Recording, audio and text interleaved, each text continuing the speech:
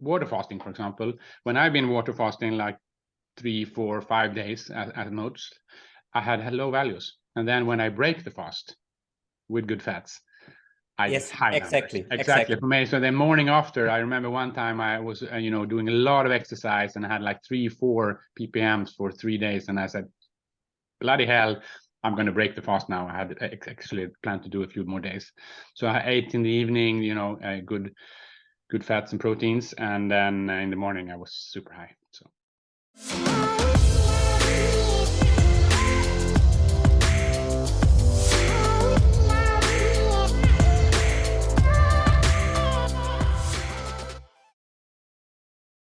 Hello. Today I have Anders Murman as my guest today, and we are talking about ketosis and especially about measuring ketosis. So all things about ketosis, I already published podcast with Julia Tulipan in German, and there we went really, really deep in all stuff about ketosis. But today we talk about measuring it.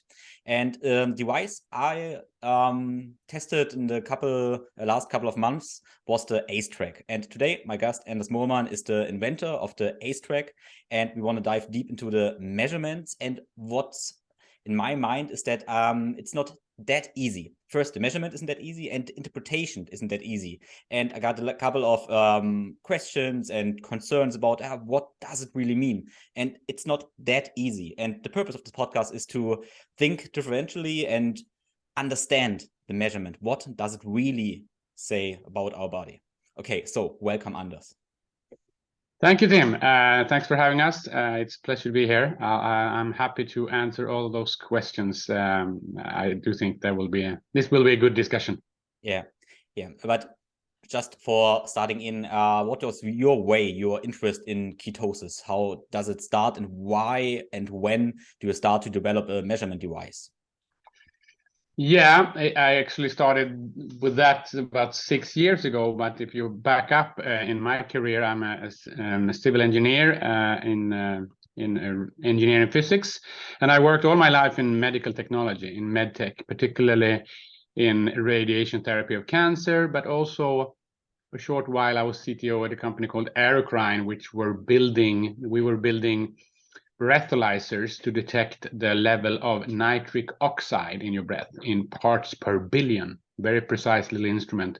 And if you have nitric oxide in your breath, that means that your bronchial tree has got inflammation, and then a little NO is sipping out, and we detected that. And that got me interested in what can be measured in general non-invasively.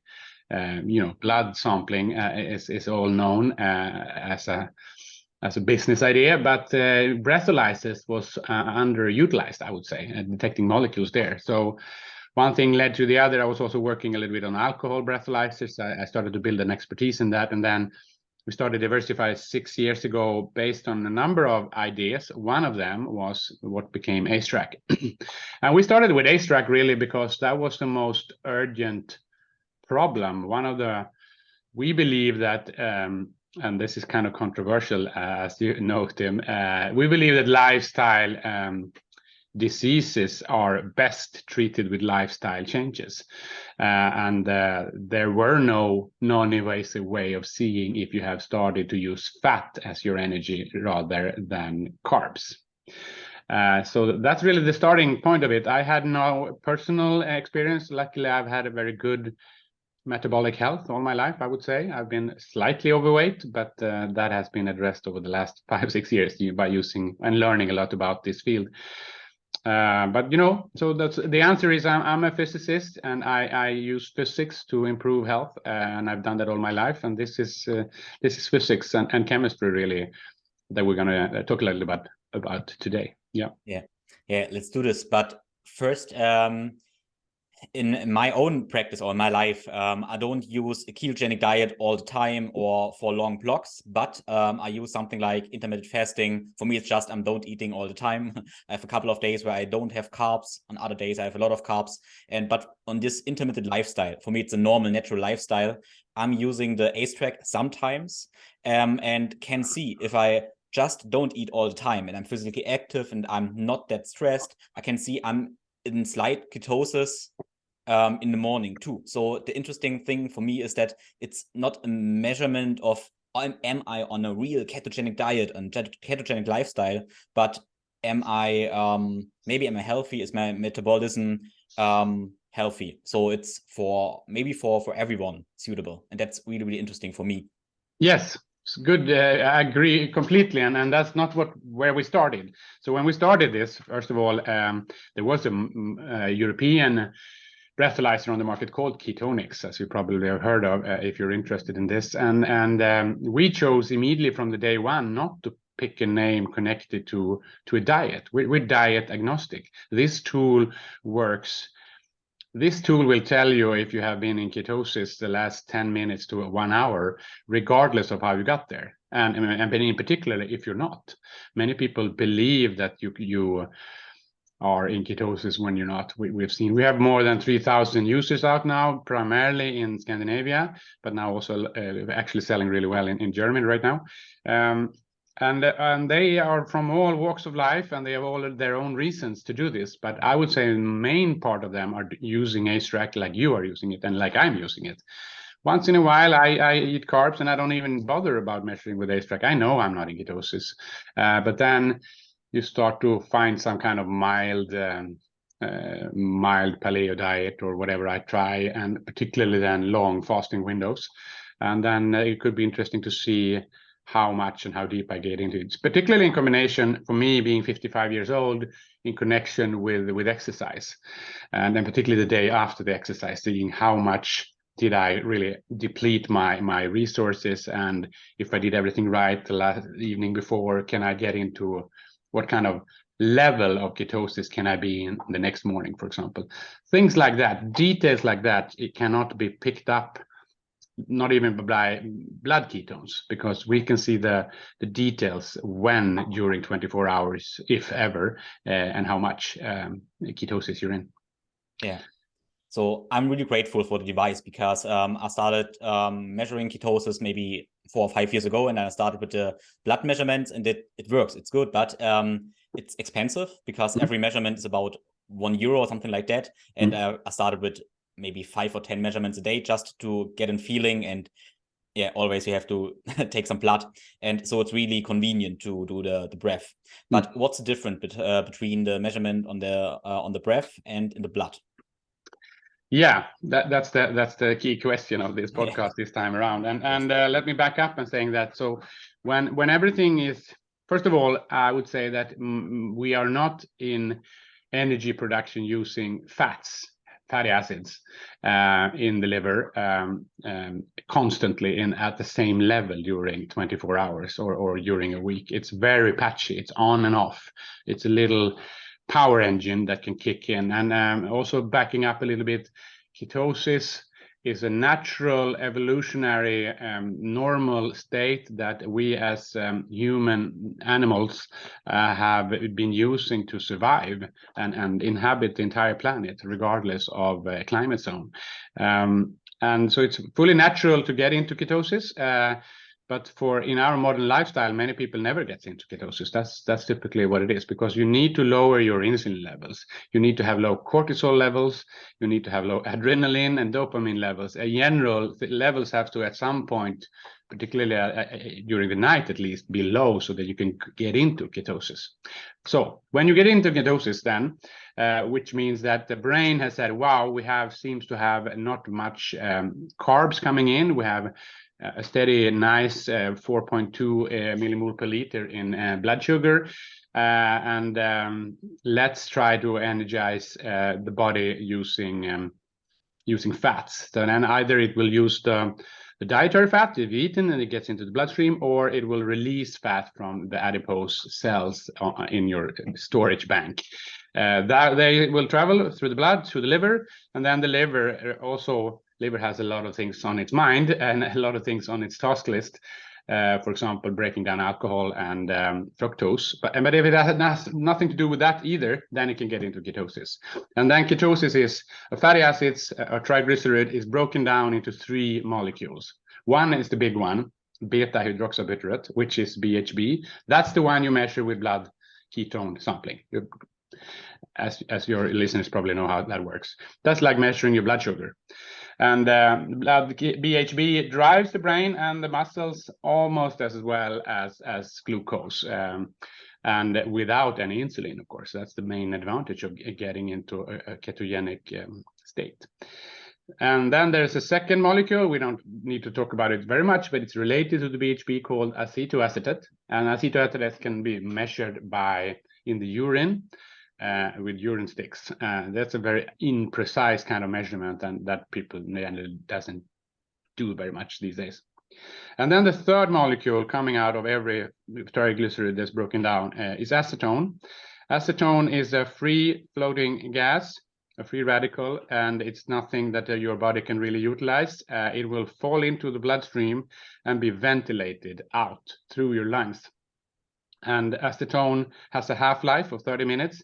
So it means that within 10 minutes of being in ketosis, you will start to see higher values in parts per million coming out of your lungs. And that's exactly what AceTrack measures. So in short, to answer your question, the difference between measuring in blood and measuring in breath is of course all the things different, but we're really measuring two different entities. The one is BHB and the other one is acetone. And if you look at the BHB, measuring the blood, if I typically compare our body to a hybrid car, and then I do the ketosis part as the electric part, because it's more the most sustainable part, really. And if you measure your blood ketones, that's how measuring, in this analogy, of how much charge you have in your battery. If you have no charge in your battery, you don't have any ketone in your bloods. But if you have high charge, it means you've been in ketosis the last 24 hours for sure, because otherwise you wouldn't have BHB in your blood. While measuring on acetone, that's like measuring if you're charging the battery, if the cord is in the wall of your car. So we see if you have started to run the power station with ketosis within, as I said earlier, 10 minutes to 1 hour, we can see if the values are low, you are not in ketosis at that point. If they are high, you are. Okay, did you measure BHB and acetone in parallel, and how does the values relate to each other? Maybe if we want to measure, or would measure every 15 minutes for a day, how does it relate? Yeah, I like that question too. Yes, a lot of us have been doing it. I've been doing it where we built the broad device, and then of course many of these people have done. For example, Julia Tulipan did a long test of this last year, over 3 months before she even accepted to move ahead with AceTrack, saying this actually works. So first of all, they have different wavelengths. So the acetone AceTrack values will go up and down very quickly. Over 1 hour, it can be high and then it can be low. Just as I said, because the ketosis is not going on all the time, and the fumes will ooze out very quickly. And the blood ketones will go up slowly and go down slowly, much more slowly than your blood sugar, for example, will go up and down. But it's similar, at least, to this is also that value. So if you take 1 point of time and be consistent with that. Particularly, I would suggest measuring in the morning as you wake up, before you have any cortisol level, before you have any stress, but also before you brush your teeth, before you drink coffee or eat any breakfast. You measure both blood ketones and with AceTrack, and then the correlation is typically a factor of somewhere between 30 and 50. So if you multiply your millimoles per liter with 30 in my case. This is individual, but it's consistent. So I multiply with 30. So if I have 1.5 millimole per liter, I typically could have 45 on AceTrack. But that really happens exactly in the morning, because that's, in my case, being 55 years old, it seems, and this goes for many middle-aged people and older people. If they're ever in ketosis, they are typically the last few hours before they wake up. So it's the best point to measure. Another alternative, if you're a little bit younger, is to do it right before you go to bed. Also when it's calm, before toothbrush, and then you just try it. Or do both. And then make sure you plot this for weeks, for a full month maybe. And there you can start to understand the correlation. So Yeah. Yeah. For me, what is really interesting and is the correlation. First, insulin is pretty sure, I'm sure with this one, but low cortisol and low adrenaline is interesting because did you see the documentary with Chris Hemsworth and Peter Attia, Limitless? Yeah, absolutely. Yes. Yeah. I would really recommend this documentary. I really like it. It's really nicely done. And there's the part with fasting. And what they did was this: that Chris Hemsworth did maybe a 3 or 4 day fast, I think. And in the end, he was spearfishing, and he had to dive. And it was really stressful situation. And they measured his BHB levels all the days, and it was really low. He wasn't able to go into really deep ketosis because I think he isn't metabolically flexible. And then he did his dive, and after this dive, after this high adrenaline stuff, his BHB level were pretty high. So that's interesting because that's interesting. Yeah. Why it is. Because you said that cortisol and adrenaline should be low to be in ketosis. Yeah, to be in the actual ketosis, but we have to differ between. You have to differ between what can drive you to become a ketosis, well, let's say within 6 to 12 hours, or even within 3 hours. But exactly at the time when you have high top hormones dominating your body, it seems that the liver never is at the same time producing it. So there is always these time lags, but what our users see, and what I will explain this with, is that to get into ketosis at all, that's a decision by the brain, not a conscious decision. It's a decision by the brain. We are evolutionary built to. The brain is a greedy bastard, a greedy banker, I typically say, because it doesn't want to release the last fat, particularly if you are metabolically unflexible and you've been living a certain life. It will rather just rely on, carbs will come, so we don't have to waste our fat. It's very unwilling to release fat. But then if something particularly happens, like in this case, we're built to do this, and then or if you're an ultra marathoner, they will go into ketosis during the race. Most people of us won't, but they have been training their body to do that, and that's a good source. So I would say in his case that he's been not really exposed to this, and suddenly with the right kind of diet, but then also an extreme strain and energizing moment that needs a lot of energy, it will kick in. That's interesting thought, but I would say it fits with the theory. Yeah. So, and also remind you that you consume the blood ketones also. So that's also important. Many people, we have Jonas Kolting in Sweden here, which is a triathlete and has been winning the world championship in triathlon, etc. And he's soon 50 years old, and he's very fit. And when he started using AceTrack in the beginning, he never had high values either on that one or blood ketones. But now, so he started eating more fat, and that's important. If you're very slim and you want to get into ketosis, you have to eat dietary fat. That's just good fats. But then again, he got high values on AceTracks, particularly in the morning, but then almost never any BHB values to talk about, because he exercised so much, so he's consuming it all the time. So the battery is never really fully charged in that sense. So that also has to be played in. So in this documentary, maybe he has been in ketosis for a while, but then he burned the BHB. Who knows? Yeah, it could be. Yeah, it's interesting. Consumed. I think, and that's not really scientifically valued, but for me, as stress is interesting because I experienced, just my subjective experience, if I'm maybe have a day when I do an ice bath in the morning, a short training, and then I'm relaxed, and it's a good day. So I have my training, my primal stressors, and I'm relaxed. So then afterwards, I have really high measurements with the AceTrack.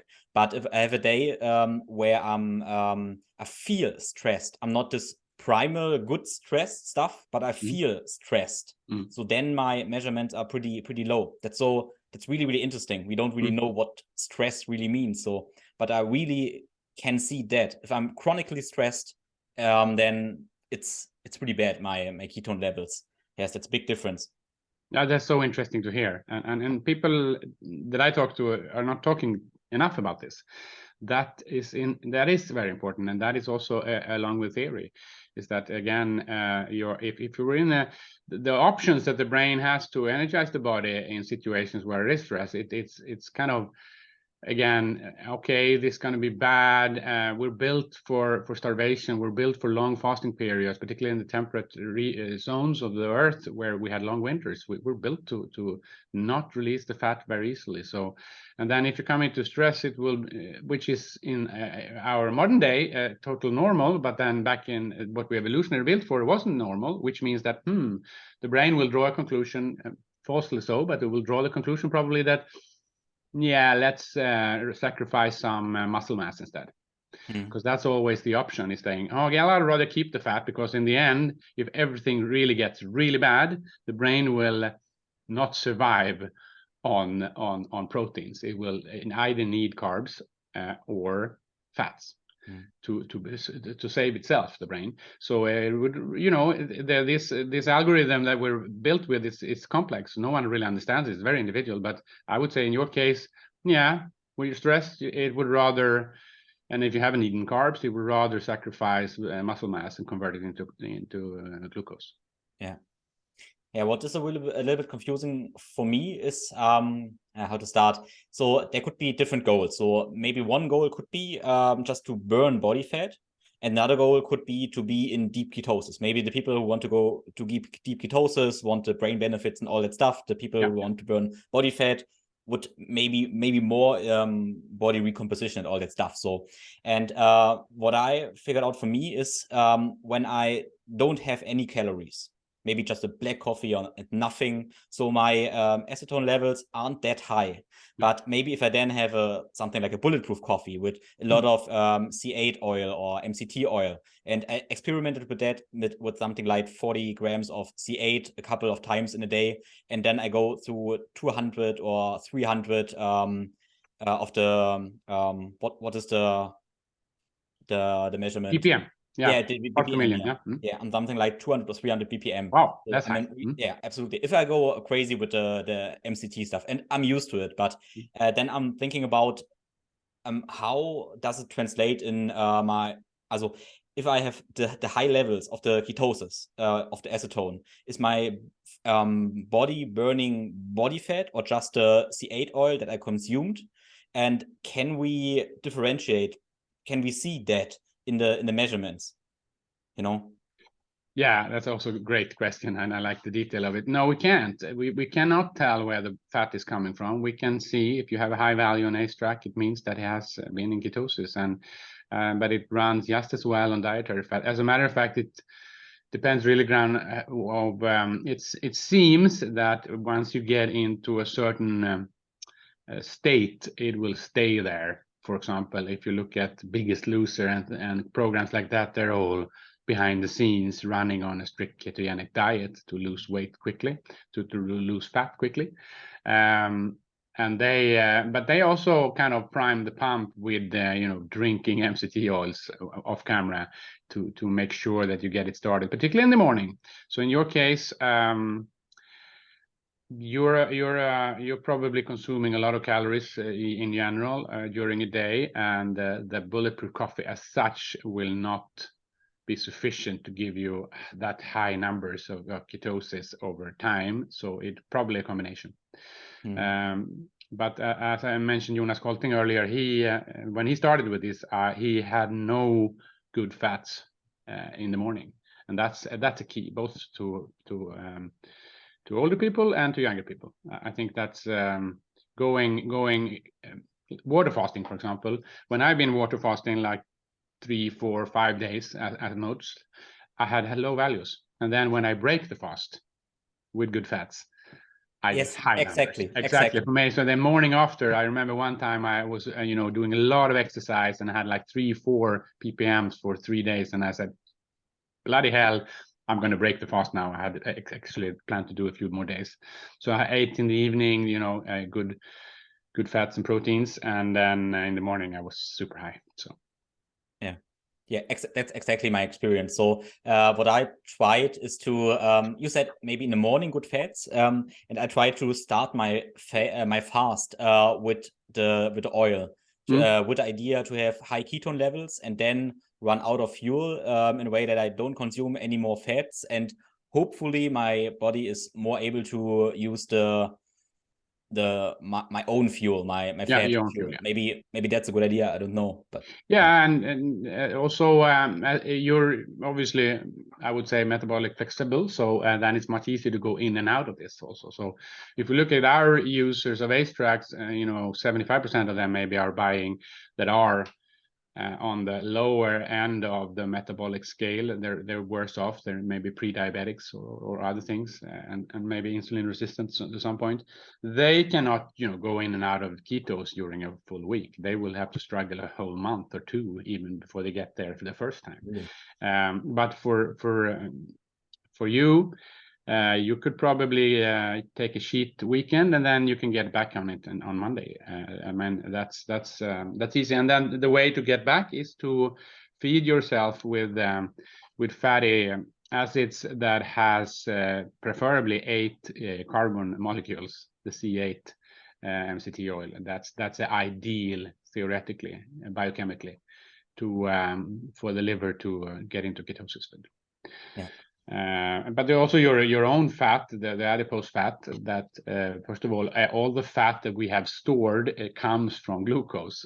That's how we build fat. We don't get fat from fat, either animal or vegetarian vegan fats. It's all comes from carbs. That's how we build up. That's why that's why carbs drives our hunger, because we're meant to build up during the fall before winter comes. So that fat, the triglycerides, are also fairly easy for the liver to get into ketosis with. But the MCT oil is theoretically the best one. Yeah, it was really interesting what you said about the pre-diabetic people. Maybe we can do something like, okay, we have a cluster with pre-diabetic people, then regular, more normal people, and then we have metabolic flexible athletes. So, and what is your experience in the last couple of years? How long does it take with a ketogenic diet, maybe a strict ketogenic diet, before you see that they go into a state of ketosis? What's normal? What do you see? In which group? For all of them. For all of them. So let's start with the pre-diabetics and the middle-aged women that have been yo-yo dieting all their lives and then never really worked. They try to do calorie reduction, doesn't work either, and then they get some, and they are in menopause, and a lot of things working against them. Anyway, let's say they get a good advice and they starting with a combination of going low carb. I wouldn't say ketogenic, but going low carb, whatever that means. Maybe some calorie reduction too in the beginning, and then long, short eating windows. If you combine those three, they are typically within a month, maybe. They have under 10 on AceTrack for a month, every morning. And then suddenly one morning, they have 50. The signal is very clear when they hit it. And that's the whole payoff of having an AceTrack for them, is that, because the bathroom scale will not tell them that, because your weight will go up down with your water levels and inflammation and many other things, and how much, at the same time, these women also need to do, to go to the gym. You also need to build muscle mass, because that's how you kind of drive on the energy consumption, the metabolism in general. So that is also an important factor. So that's their payoff, and that's probably a month. It could be 2 months even, but at least 3 weeks before they see any results, because of where they have been all their life. If you take an average, men are generally more flexible, it seems. There are scientific studies coming out that will more and more prove that. But what we see in our database, and this is a unique, we have more than 200,000 measurements now on when during the day people are burning fat, if ever, and what age they are and what gender they're in. So anyway, we haven't also done these studies fully out, but we can anecdotally say that men is easier, more metabolic flexible in general. And if you look at that group, maybe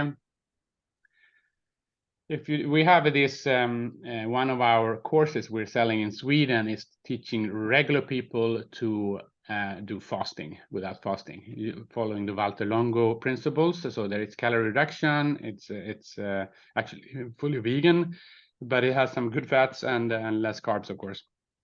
And they typically get into mild ketosis on the third day of that 5-day fasting. And then if they continue after that, adding fat in the morning, they can get into deep ketosis within a week. And then metabolic flexible people have my chair of the board, Lena, for example. She's so metabolic flexible that she can typically say that she can cheat in the weekends.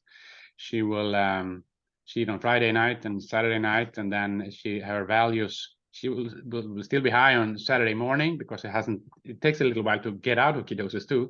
And then by Monday morning, she's not back, but then by Tuesday, she's back with high values. So a metabolic flexible person can get in and out within a day or two. Yeah. Yeah, that's a good goal. But it's all very individual. So people, get an AceTrack, start measuring your blood ketones also in the beginning, and then start to experiment because it's super individual. For me personally, I have learned that I can't eat anything, not even a little peanut, after 9 o'clock in the evening. That will upset my insulin levels for the night while I sleep, and then I'm out the next morning. Even if I had a perfect day in every other sense, that I had a full low carb day and good exercise, I can easily destroy it. On the other flip side of that is that if I have a good day the day before and I don't eat anything after 9 o'clock and have some good proteins in the evening, etc., then I can easily predict and see that I have good values in the morning after. Yeah. Yeah, pretty interesting. Yeah, that's for me. The measurement of ketosis or the ability to go into ketosis is a measurement of health for me. Or and that's for me. So that's why I'm speaking about that. That's why I am, like to use it just as a measurement.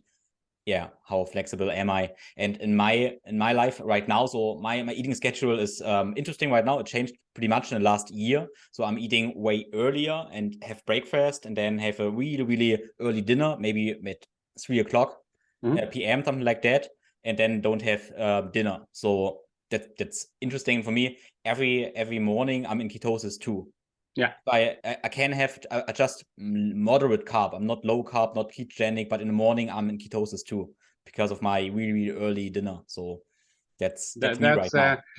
Also theoretically the perfect way, and then not everyone is made that way. I have personally never been interested in eating before 12 o'clock in the day, being a night person. So that doesn't work for me. So a good day for me is having lunch at 3 o'clock. That will be my first meal, except bulletproof coffee, and then another meal at 7. Yeah, that's or 1 meal per day kind of regime. I'm getting more and more into that because I'm working hard and all of that, and I seem to. It's nothing you can just start with. I mean, if people want to do something, either skip dinner or skip breakfast. That's a good in general first advice, and see how you would do it. Or skip, but at least reduce it and replace it with something. In my case, I will probably never eat the breakfast again in my whole life. But then I always have coconut oil and even cream in my coffee in the morning. That works for me to get me energized and get into ketosis for being able to wait with lunch until 2 or 3 o'clock. Yeah. And cream and coffee is amazing too. The taste of it is that too, and then with a little coconut flavor to it, I just like it in terms of the taste. Yeah, I got a couple of questions about the measurements. What can influence the measurements? And I experimented with it too. So a couple of things, maybe toothpaste. Could toothpaste play a role? What I did was I had a little of mushroom extract with alcohol, and I just did the mushroom extract, the alcohol mushroom extract, and then after a minute I measured with the AceTrack, and I had crazy values. So maybe because of alcohol. So what can influence the measurements, and what shouldn't I do? Yes.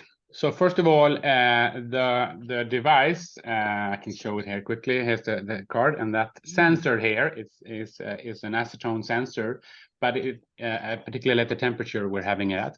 But it also slightly slightly affected by alcohol, ethanol. So that's the first one, and it's in the fine print. It doesn't work if you first of all have mouth gases. If you have taking a sip of whiskey, you will get crazy values right away, because you will have ethanol in your mouth and in early up in your gastric systems. Yeah, but the second is that you can also, if you've been drinking alcohol, wine, for example, you will have that in your bloodstream, and you ventilate out that. That's how an alcohol breathalyzer works. So that will also send your values high. So it doesn't work if you have alcohol in your body, either just drunk it or in their system. Yeah, maybe whiskey isn't the thing that my listeners do, but maybe something like kombucha or something like that, like a fermented drink. If I have a glass of kombucha with a little bit of alcohol, how long should I wait? Do you know? Yeah, 15 minutes. That's fine. Okay, yeah. Just don't measure right after it, because then the mouth gas will go on. Kombucha doesn't have that much alcohol. Yeah. And again, your listeners are metabolic flexible. You're at that level with metabolize alcohol very quickly. And I as I said, I worked also in that field. I've learned, unlike what many people are, if you're metabolic healthy and your liver is fine, if you're a grown male, at least, you typically consume 1 unit of alcohol, metabolize 1 unit of alcohol by your liver in 30 minutes. So it's quick. But again, yes, so you know, if you're having a night out drinking a lot of beers, don't use AceTrack until the morning after, because then it's all gone. But secondly, menthol is also alcohol, menthol. They're all the same kind of thing, and they are actually also ventilated out. So if you have mouth gases in terms of chewing gum, toothbrush, Listerine, in Sweden we have this thing where we do snuff, and many of them are menthol taste, that will send your values really high. So that is also important, that you don't have for 15 minutes anything that can, keep mouth gases in your mouth. So coffee is fine, always. Water is fine, but that's about it. Also measuring directly after a meal with methane and other things maybe coming up because you just had a meal, that will also affect your values.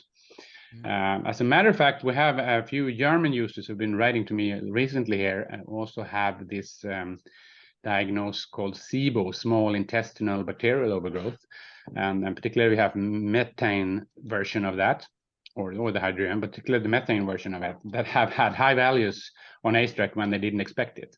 And that is also a case that it can actually be affected by your methane release.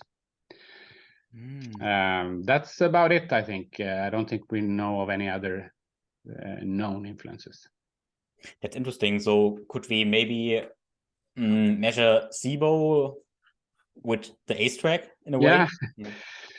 Yeah, but having said that, we are actually, we have press release this, so I can talk about it, but we have this plan this year to build a new device, a new breathalyzer. It's called Abdomatic. It will be the same kind of platform that we invested in, but instead of measuring the acetone, we will measure methane and hydrogen, and maybe also later a sulfide hydrogen in parts per million. And then you can, if you have high values of methane, you are suffering from some kind of diet disorder, some gastric ailment, particularly SIBO. For SIBO, the way to diagnose that is SIBO, you cannot even diagnose with blood sampling. It has to be diagnosed today with breath tests, and it's done in a very awkward way, very old-fashioned way. And you have to send it away to a lab in America, in our case in Sweden, and to a gas chromatograph and have it sent back. So this, to diagnose SIBO, it's ideal for our type of platform. So, but then IBS, Crohn's disease, lactose intolerance even have all one thing in common: they will produce higher methane levels. So, what about? Wouldn't it be nice to see if you could measure your level of lactose intolerance on a daily basis or a weekly basis, because I think it's absurd that you get to take one blood sampling once in life, and that means that, okay, you're lactose intolerant, you're never going to drink milk anymore, or cream, or cheese. That's not the case. The cell wall of your small intestine will be replaced within 3 months. So of course, lifestyle changes can also improve gastric diseases. We all know that. SIBO is based on your gut microbiome. That will also go up and down because of how you live your life. And that's why I think it's reasonable that you have a non-invasive device at home that can detect your progress. Yeah, it's really important what you said right now, because most of my clients I put on some kind of elimination diet for maybe 4 weeks, and they don't have lactose and milk products and something like that, and afterwards they can tolerate it again, because my wife and co-founder Åsa, she can now drink milk in her coffee, and she for 30 years she couldn't, because she thought she couldn't, and then that's and then of course if you change your diet, she's been also going through anti-immune protocol kind of diets and things like that. That's probably healed the lactose intolerance that she once had. You're right. Yeah, I think something like an autoimmune protocol in combination with a ketogenic diet for 4 weeks is something that it's really worth trying. I think it's really worth trying for trying. Most of us. Absolutely. I mean, and it doesn't harm you anyway. No. You may not necessarily like that kind of food necessarily, but it's certainly not harmful to. All humans are built to be metabolic flexible. We weren't, 12,000 years ago and earlier, we did not have the same food all the time, every morning, every evening. We didn't. We were built to eat what we found. Yeah, you mentioned hydrogen. What is right? Did you measure hydrogen too? Yeah, the Abdomatic will also measure hydrogen in this first version, hydrogen and methane. So there's 3 different types of SIBO related to which of these gases that you produce the most of. Hydrogen, methane is the most common one, methane SIBO, and then hydrogen SIBO, and then this third one that only one lab in the world can detect right now. It's called sulfide hydrogen. Yeah. Okay, interesting. SH2 is the chemical. Yeah. symbol. Yeah, that's really interesting. Yeah. In the beginning, before we started the recording, you mentioned another device you are in developing right now in the platform. Just let us know what's that's the Abdomatic. So we already covered that. Yeah, okay, exactly. So I wanted to mention that one. Yeah, okay. But now that you bring it up, I also like to mention our education platform. So we're not only building hardware, that's my passion, but Diversify is also invested and acquired a company here in Sweden called Elitista that is today a fully digital learning platform where we offer educations, video educations, pre-recorded, to make you, in our case, understand your own metabolism better. We have one called the Blood Sugar Challenge, where you during 6 weeks get educated. You test your blood sugar with the CGM that we ship you. You have an AceTrack, and you learn a lot of things. And 6 weeks later, you kind of exam, and you have a better understanding of how you can do your lifestyle changes. This is all in Swedish right now, but we are, as a matter of fact, having plans right now to translate this to English, and have guys like you or Julia Tulipan and people that speak German and are key opinion leaders in this field to record this and offer also the Elitista platform in Germany later this year. So that's something I'd like to kind of have your listeners out there watch out for. Yeah, thank you so much. So I've learned a lot with your device and with a lot of other devices. And for me, what's important to communicate is that I don't want to use all this device for the rest of my life. That's not what I want to do or what I want to promote. I do never want to be have to use technology. Technology could be a way to be more self-conscious and then know my body better, and then I don't need it anymore. Maybe I use it for a month every year or for a year, and then I'm the expert of my body. And that's my philosophy. That's really important for me. I don't want to be like a transhuman technology man. That's not what I'm interested in. Yeah. And I think that's wise. I agree with that completely, even though I'm in this field. I think at the core of it, you need to listen to your body, listen to your body yourself. But tools can be useful going forward. This is like a hammer. You're not going to use the hammer all the time, but it's useful when you are going to start to building your understanding of your own body, and then maybe at some point. So many of our users don't use it every day. They keep it, and AceTrack is there's no calibration needed. There's no wet chemistry. My particular unit here has lasted 4.5 years. It's still exactly the same values. There's nothing. It lasts a long time. So and then once per year maybe, and during a month, you're going to do some experimenting and working on your metabolic flexibility. You can take it out, charge it, and get going. So absolutely, I agree with that. Nice. Yeah, for everyone who want to try it out. So you gave me a code. The code is on AceTrack.com, and it's called timflowgrow. And then the listeners can save 20% and start their own experiments. Yeah, so thank you for that.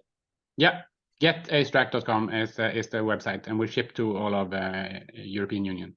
Yeah. And yeah, is there anything you want to mention that we left out? No, I don't think so. I mean, with AceTrack is the only European breathalyzer. There are also a couple of American ones, and there's a South Korean one that is worth mentioning. I do think that we are better because we're the only one that has built in a pressure sensor, which is also very important. We didn't talk about that, but how you sample from your lung is the first order of magnitude in terms of effect. And we make sure that you exhale in a long breath with a steady pressure. The others don't. So that could be worthwhile to if you want to compare different devices out there, that AceTrack has the advantage, and that gives us the highest repeatability of the devices on the world market. So that could be worth thinking about. Yeah. Okay. But again, it's not a device, as you said in the beginning. It's a complex device, and if you're not kind of ready, don't just expect it to pick up and change your life. It won't. It's one more tool to get you on a better path for your lifestyle change, I would say. Yeah, the last point that you mentioned is really important, I think, because I'm pretty sure that people go on Amazon and have a look and see other devices, maybe that are a little bit cheaper or something like that. But it's important to know that the measurement is a little bit different, and maybe it's not worth the saved money. No, it's not worth to save money, I would say. Yeah. Okay. Absolutely. Thanks. Okay, so thank you. So thank you for your time. And yeah, you're in Uppsala, right? I'm in Uppsala, north of Stockholm in Sweden. That's where we're based. Nice. But we're kind of active all throughout Europe. That's our plan for the coming years. So yeah. Okay, so greetings to Uppsala, and have a nice day. Greetings to Leipzig. Thank you. Thank you.